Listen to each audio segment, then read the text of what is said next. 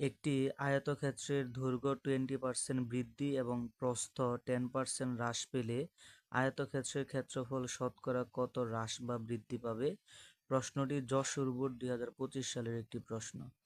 প্রশ্নটি যদি আমরা সাধারণ নিয়মে সমাধান করতে চাই তাহলে কিন্তু কয়েক মিনিট সময়ের দরকার, কিন্তু যেহেতু অবজেক্টিভে আসা একটি প্রশ্ন, তো অবজেক্টিভের মধ্যে তো আমাদের হাতে এত বেশি সময় থাকে না।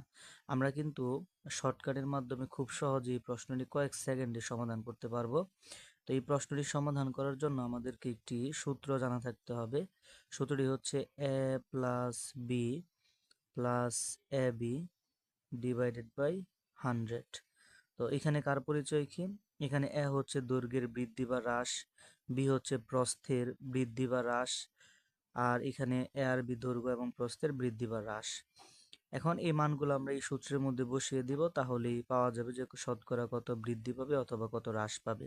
তো এখানে আরেকটা বিষয় মনে রাখতে হবে, যদি বৃদ্ধির কথা বলে তাহলে পজিটিভ মান বসাতে হবে, যদি হ্রাসের কথা বলে তাহলে নেগেটিভ মান বসাতে হবে।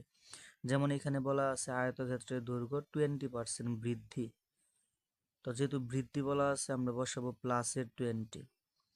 তারপরে বলা আছে যে প্রস্থ 10% হ্রাস, যেহেতু হ্রাসের কথা বলা আছে এই কারণে আমরা মাইনাসের 10 বসাবো, প্লাস,